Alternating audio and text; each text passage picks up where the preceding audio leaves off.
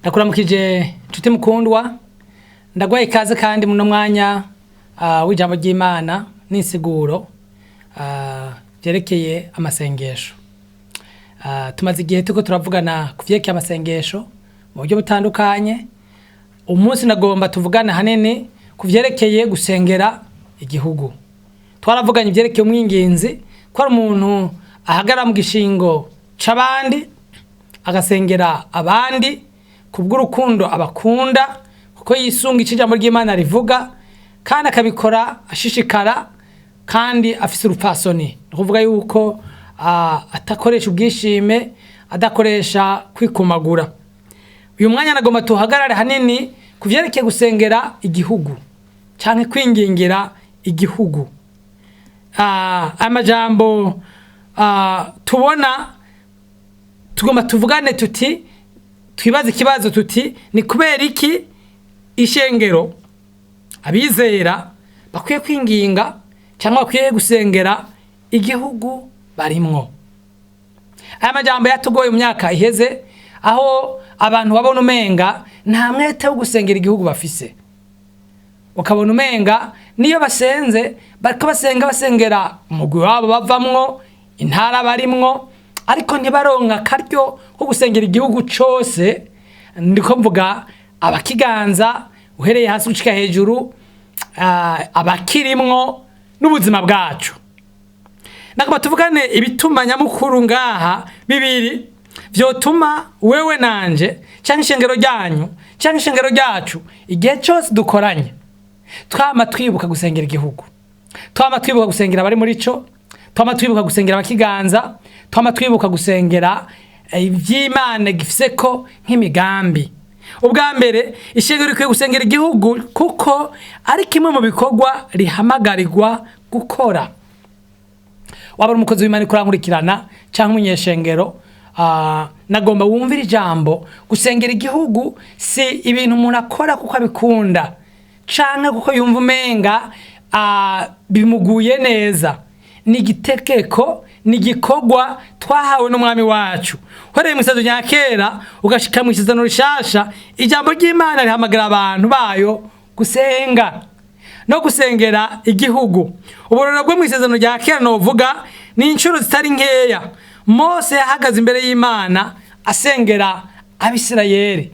Twaravuganye igihe tako turavugana ivy'umwinginzi mwiza yuko hari n'igihe yasabye ngo wewe izina ryiwe rifutwe mu gitabo c'ubugingo apfe aveho, haka Abisirayeli bogira ingorane, haka Imana yobahana abasabira imbabazi.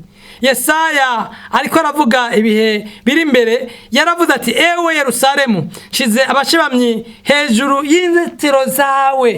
Ni muri Yesaya 32. Aha Bibiliya yerekana ko Imana yonyene yarahagurutsa abinginzi, yarahagurutsa abasenzi bateramiye igisagara, bateramiye igihugu, bateramiye ubwoko bwayo.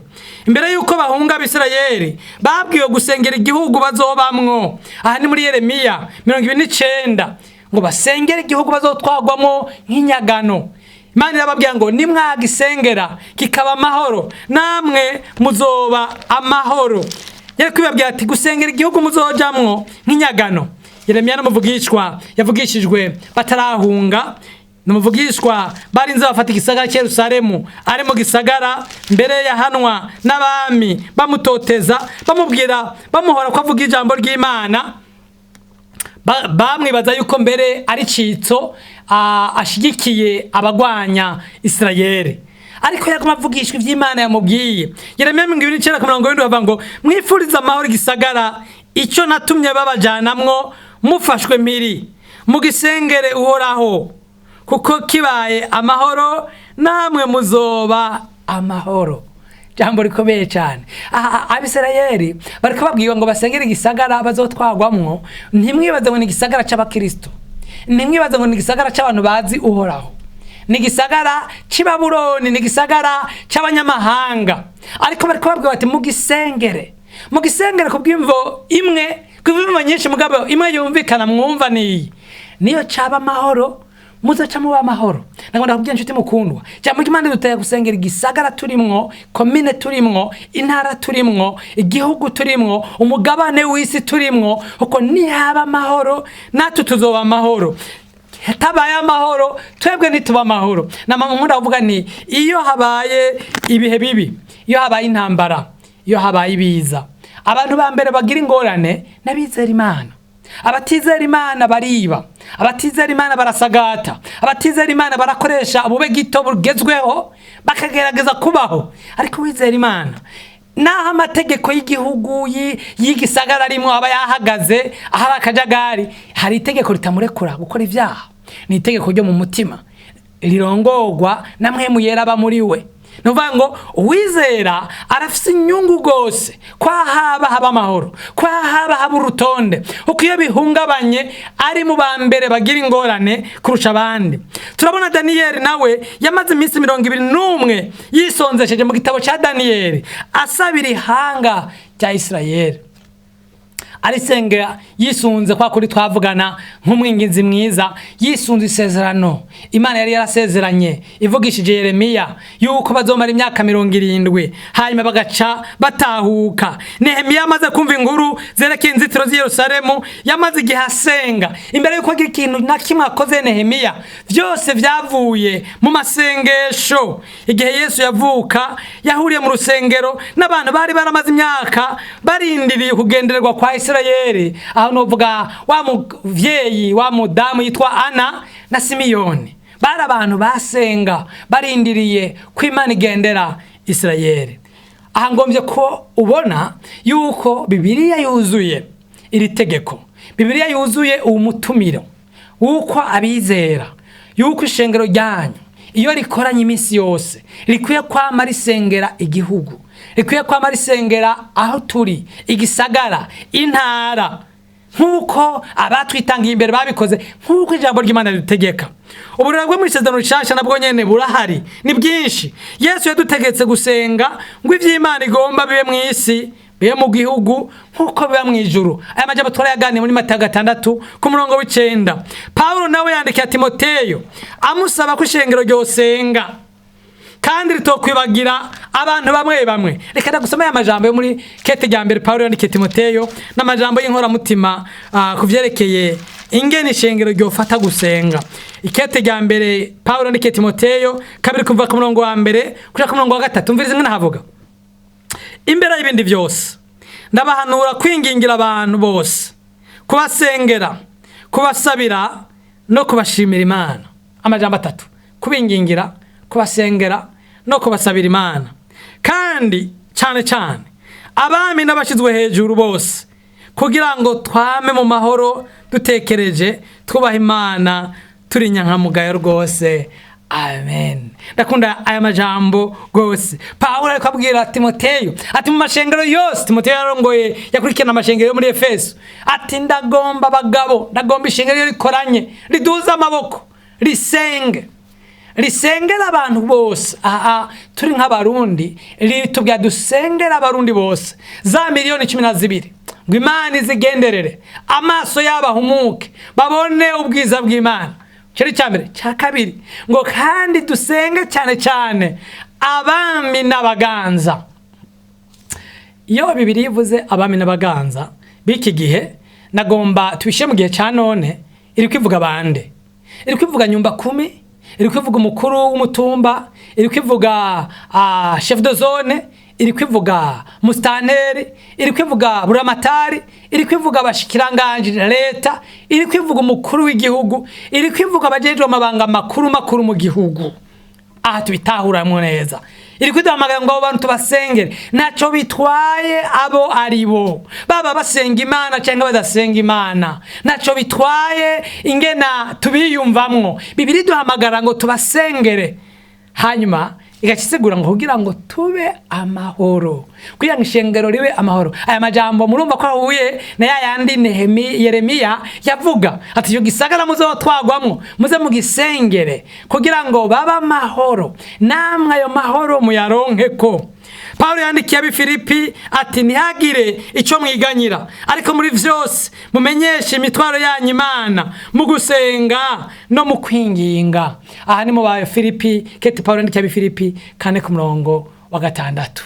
Ndagamba nshuti mukundwa unyumve neza, ishengero turahamagariwe gusengera igihugu. Muri ico gihugu tuvuga bande, turahamagaye gusengera abaganza, turahamagaye gusengera umukuru w'igihugu n'umuryango wiwe, turahamagaye gusengera leta, turahamagaye gusengera abajejwe umutekano, abajejwe intwaro, abajejwe ubutungane, turahamagaye gusengera abajejwe intwaro gushika, turahamagaye gusengera bari abayobozi b'amashuri yacu, turahamagaye gusengera umuntu wese ashizwe hejuru, kuko inginga afata n'ukuntu amererwa biraza kugushikira.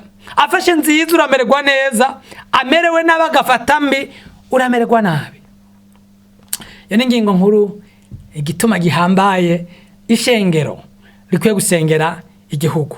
Kindi tubona ngaha gisigura igituma twosengera igihugu, dutegerezwa gusengera igihugu, nuko ibihugu biba mu rugamba rw'imwemu. Ibihugu birategwa n'abadayimoni. Ibihugu Satani arabigira ikirimbiro.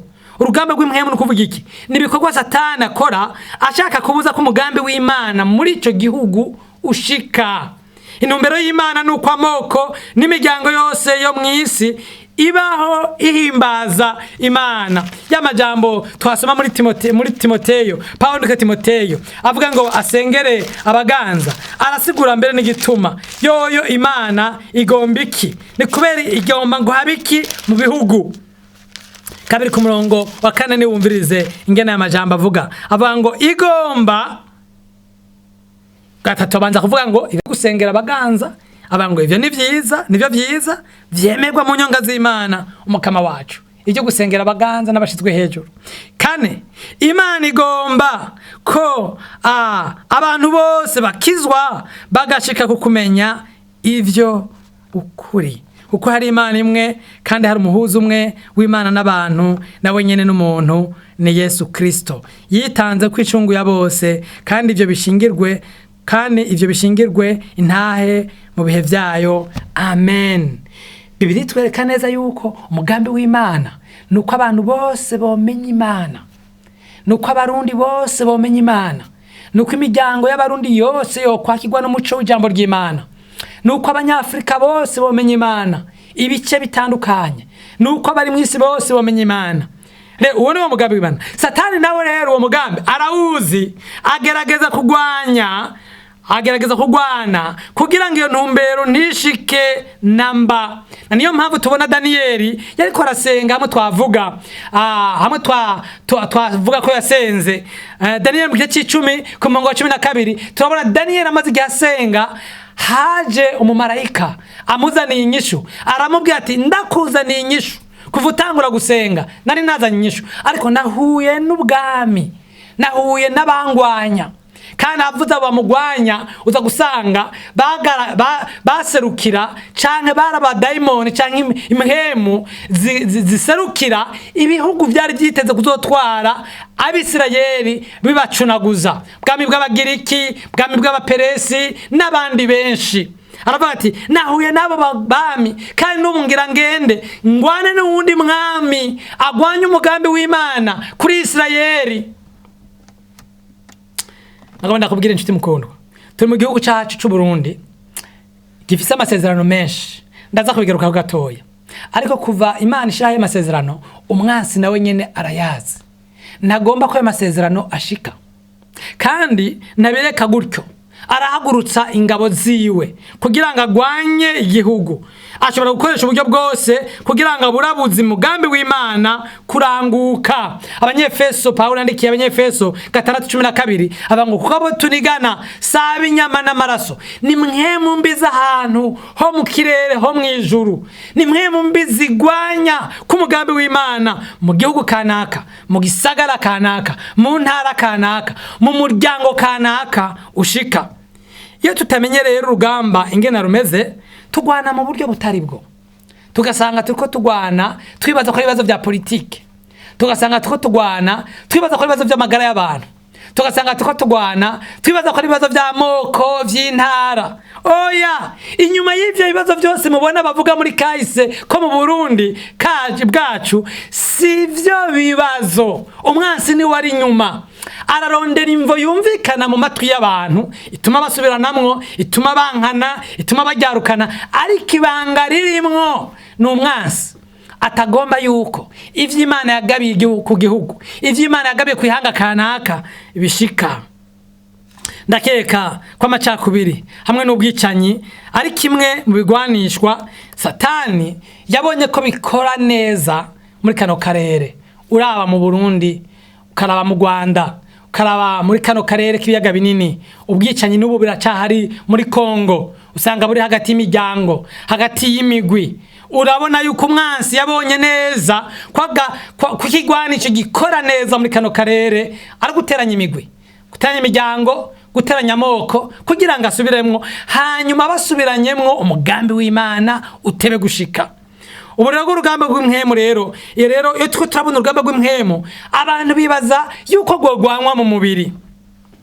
Ndabwire birababaje iyo abanyepolitike bacu barara barakora ijoro n'umurango, abajeje intwaro bacu barara barakora ijoro n'umurango, abajeje umutekano bacu barara barakora ijoro n'umuryango, turyamye twebwe abasenzi dufise ibigwanisho byo mu mhemu tusinziriye. Bobo bakagwana, bakagira amanama, bakagira ivyiyumviro, bagahindura imikenyuro, ariko twebwe abajeje urugamba rwo mu mhemu dusinziriye. Nako ndabwire iyo urugamba rudatsinzwe mu mhemu mu mubiri ruragorana. Nico gituma mubona Dawidi yanesheje Goliyati. Ikibazo cha Dawidi na Goliyati cyari kimeze gute? Mu byukuri Dawidi siwe yarakomeye mu bya gisirikare, yari umusore w'imyaka 10 n'iyindi. Dawidi siwe yari umuhanga. Mbere umwami Sawuli yaranabivuze ati mwana uwo mutima ufise ni mwiza, ariko uwo mutima uwo uterura akawushira mu mutima w'urugabo runini. Siko ijambo ry'Imana rivuga, ariko niko omenga yagombye kuvuga ati yaba wari ukuze. Dawidi ariko yarasibanga ibanga turibone igihe yavugana na Goliyati.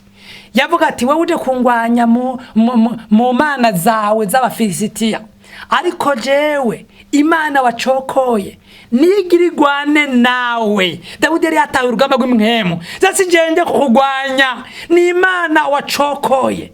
Kandi yabwiye umwami ati uwo muntu acokora izina ry'Imana nibikunda. Iki kibazo n'urugamba hagati y'Imana n'Imana y'Abisirayeli ihanganye n'Imana z'Abafilisitiya. Birakeneye ko bigaragara ko Imana y'Abisirayeli ikomeye. Rero murabona ko Dawidi amaze gutsinda Goliyati, intambara kihera.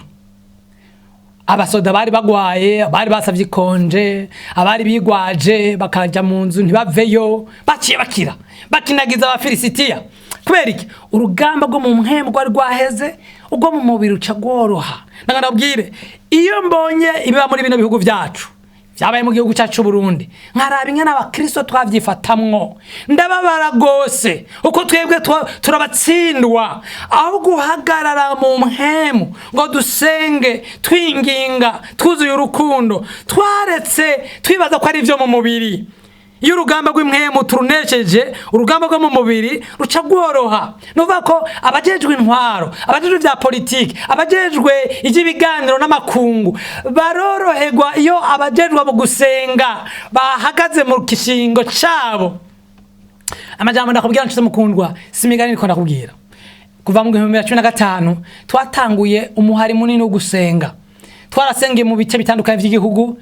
Ndibuka ahantu hanini twasengeye hari Kibimba, twasenze turabasenza 800. Twari twizigiye ko ibihe turimo by'igihugu cacu bizorangizwa n'intambara yo mu mhemu. Twari tuzabwira uruhara rw'iwacu kugira ngo Imana yiyerekane. Ndakubwira yuko kuva dutanguye gusenga twatanguye kubona Imana yiyerekana, yorosha ibihe, yorosha ibintu, kandi atawotanga insiguro ngo ni naka yadufashije. Iyo urugamba rwo mu mhemu rutsinzwe, urugamba rwo mu mubiri ruroroha. Birababaje kubona urugamba rw'imhemu kenshi na kenshi turekera abajejwe ibigwanisho byo mu mubiri, ariko abajejwe ibigwanisho byo mu mhemu batagira icyo bariko barakora, basinziriye, basamaye, batwaye akayombekere. Nagomba imbere yuko ndangiza iyi nsiguro canke inyigisho y'igituma dukwiye gusengera igihugu, ndakwibutse Uburundi n'urugamba rw'imwemo, ingene igihugu cacu vy'ukuri cabaye mu rugamba rw'imwemo, kandi n'ubu kiricafise urugamba rw'imwemo. Abasenzi n'abishengero bitegeza kugwana kugira ngo abajejwe ivy'intwaro na politike n'ibutunzi boroherwe iyo bariko barakora. Uhereye ku muzo w'abakoroni, Uburundi bwagiye burahura n'ibibazo bitari bike. Bwa mbere Uburundi bwaratswe uburenganzira bwo kwishira no kwizana imyaka irenga 50. Tuba ahantu dutegekwa, tujarukwa, tuba ahantu umuvyeyi yakwiteka agakubitwa imbere y'abana, tuba ahantu dukama tworora akarya uwundi, turakwa umwidegemvyo. Uwo wari umugambi w'umwansi agomba kutuburabuza no kutugirira nabi no kutuca inguvu nk'igihugu kiri mu masezerano y'Imana. Mu nyuma yaho hahavuye haba gucibwamo imigwi ishingiye ku boko kugira ngo injyane hagati y'abantu zigwire. Nkumbure uwagomba kutuganza yabona ko ariyo nzira nziza yuko yoteranya abarundi kugira ngo abarongore badafise inguvu zo kumugwanya. Ariko ico kintu tubona ko ari ingwara yandukiye abantu kuva ico gihe cyo bukoroni n'igihe tumaze kwikukira cyarabandanije. Ubwo n'urugamba rw'umwansi yagomba ko abantu bategerana, abantu badahuza ivyiyumviro, abantu badasenyera ku mugozi umwe ngo bikunde, abantu batakaza umwanya wabo mu kugwana, mu kwankana, mu kwagirizanya. Umve neza kugira ntidushikire amasezerano. Mu nyuma umwansi yahavuye azana ubwicanyi, impunzi, uruhagarara, gukumirana kwa moko, kubaho tubaho umenga ntibuca, gushika abantu badakunda igihugu cabo, igisagara cabo, abantu babo. Umve neza ivyo byose tubirabisha amaso muri kahise womenga hari abo twovyitirira, ariko nagomba wumve n'urugamba rw'imwemo. Kubera iki? N'urugamba rw'imwemo, kandi kibabaje nuko ishengero ntiryatahuye ko ico kibazo ari ic'imwemo. Jewe sindimaze imyaka myinshi, ariko kuva nciye ubwenge nabonye utwigoro duke aho abantu bava mu moko yose, aho abantu bava mu mashengero atandukanye baje imbere y'Imana bagasengana umutima umwe, bagasengana umutima barondera ineza y'igihugu. Nabibonye gake. Kubera iki? Umwansi yarashoboye gufata abateramyi, kandi abo bateramyi ni bande? N'ishengero n'abakristo. Arababuza, arabahuma amaso, aratubuza kubona ko turi mu rugamba rw'imwemo, dutwagwa akayombekere, tubibona ko ari byo mu mubiri. Ni kubera ko umwansi yagumya tugwanya gutyo. No kubera iki gihugu cacu Imana igifise ko amasezerano menshi, igifise ko amasezerano menshi yavuzwe n'abantu batandukanye. Jewe ndakubwira ayo numvise abantu bavuga nayo niyumviye n'ugutwi kwanje. Uwa mbere twumva yavuze amajambo yuko Uburundi kizoba igihugu kijyana ubutumwa bwiza, igihugu c'ikanguro. Yari mu mwaka 1986 umukozi w'Imana yitwa Bob Gordon yabivugishije mu gihugu mu gisagara cacu. Abantu baravyumvise, kandi abavyumvise bariho. Umwe mu bavyumvise akavyizera yitwa David Ndaruhutse, yatanguye Eglise Vivante. Yarabigendeye, aravyatura, aragendagenda intara n'ibisagara by'u Burundi kuva 1992 gushika 1997 avuga ko Yesu aganje. Yaravyizeye. Hanyuma mu nyuma twarumvise abanyamahanga, sino bavuga amazina bose ngaha, ba Moses Korora n'abandi benshi baje bavuga bati kino gihugu Imana yaragihisemo ngo igikoreshe, yaragihisemo kubw'imvo zayo ntituteza kwitahura ngo gihinduke kizana umurindi ujana ubutumwa bwiza. Ndibuka umunsi umwe turi mu ikoraniro ry'inyigisho, umuntu umwe yatubwiye ingena iyerekwa yeretswe ko Uburundi aribwo buzoje imbere, maze bino bihugu byo mu karere bigakurikira hageze mu kujana ubutumwa bwiza. Ndiko ndavyitegereza ubu imyaka 20 aheze navyumvise ivyo, mbona umenga biriko biraba. Mbona abarundi bacu bagiye nk'impunzi, bagiye muri Afrika mu bisagara bitandukanye, batangwa amashengero muri Afrika y'Epfo, bafite amashengero muri za Malawi, bafite amashengero muri za Kenya, bafite amashengero muri kano karere. Mbona abarundi bene wacu bari Buraya, bari muri Amerika, bari muri Canada, bari muri Australia, bafise amashengero. Naho tutarabikora ngo tubarungike ari twabiteguye, Imana yoyo yaramaze kubitangura. Mbona abarundi bene wacu bagenda nk'abasirikare bari muri za Somalia, ba Republika Centrafricaine, bavuga ubutumwa bwiza, berekana urukundo rw'Imana. Mbona Imana yonyene yaramaze kwerekana ko ivyo yavuze samajambo iri kwirabikora, ariko twiteze ko byinshi izobikora. Nuko nshite mukuntu ko dufise amasezerano nkayo, ko duhagaze imbere y'amasezerano nkayo, nibikwiye ko tuyafata minenego. Nico gituma Burundi bwa mu rugamba rw'imwemu, nico gituma Uburundi mwansa buburabuza imyaka iheze abantu baronsa gahengwe, tubona haje uruhagarara, abantu bagatanga kubata mbega twaravumwe. Ntitwavumwe, ariko turi mu rugamba rw'imwemu. Uko dufise amasezerano akomeye kuri twebwe, bisaba iki? Bisaba ko ishengero rihaguruka, bisaba ko dusenga, bisaba ko twinginga nkuko Paulo abwiye Timoteyo, tukingingira abaganzi Imana ikabaha ubwenge butujana y'amasezerano yayo ari. Bisaba ko dusengera abarundi bataramenya ijambo ry'Imana, umuco w'Imana ukabamurikira. Je nakijijwe igihe nakizwa 87 n'abantu badusengeye, imiryango yacu yari yaranse kumva ubutumwa bwiza. Abantu bamara imyaka 3 barara ku misozi hafi yaho twaba, binginga ngo Imana itugenderere. Myaka 3 iheze, haduka ikanguro ridutera mu miryango, nawe sezera uwundi turakizwa. Shengero ry'Imana, abakozi b'Imana, haguruka dusenge, kandi dusenge igihe dukoranye. Haguruka tugwiza amahuriro ahuza abantu bava mu mihingo, twinginge kugira ngo Imana igendere igihugu cacu, Imana igendere abarundi, Imana ishitse amasezerano, Imana ishitse ivyo yasezeranye, ubutunzi yasezeranye, ukugirirwa neza yasezeranye. Ariko vyose wumve bipfana ikintu n'amasezerano yo kujana ubutumwa bwiza mu mahanga. Nagomba kurangiriza ngaha ndaguhamagara nshuti mukundwa, nambura umurongozi w'ishengero, uhamagara ishengero ryawe gusenga. Namba uri umukristo usanzwe ufite inyota gusenga, ugira umwete, ushishikare dusenge. Naranditse igitabo cyitwa Ibanga ryo gusenga, abarundi batari bakira amaze kugisoma, ugikeneye wo kironka, kiraguha insiguro neza ingene abo bandanye usenga. Turafite n'ikindi gitabo cyanditswe na Derek Prince, turagitanga mu ishyirahamwe ryitwa Antioch Foundation, cyo gufasha naho nyene kumenya ingena ugusenga kwawe kogira uruhara mu kuzana ihinduka mu gihugu no mu gushika mu masezerano. Nuko kugira ngo rero igituma dusenga nkuko twatanga tubivuga, nukubera ijambo ry'Imana rirabidutegeka, ni gikorwa twahamagariwe. Ubwa kabiri no kuba turi mu rugamba rw'imwemu, kandi urwo rugamba rw'imwemu ntiruganishwa ibigwanishwa byo mu mubiri gusa, ruhera kugwanirwa mu mpemu, hanyuma mu mubiri bagaca boroherwa. Namba umaze igihe udasenga, nagomba wumve ko uheraniye kino gihugu, uragiheraniye kucingingira. Namba uri umurongozi atarongorera ishengero gusenga, nagomba wumve ko uri kuracereza mu masezerano y'Imana, uri kuracereza isezerano ry'Imana ku gihugu cacu. Imana iguhezagire. Nagomba ubandanye usenga, uhaguruka usenge, kuko ivyo Imana yavuze bizoshika.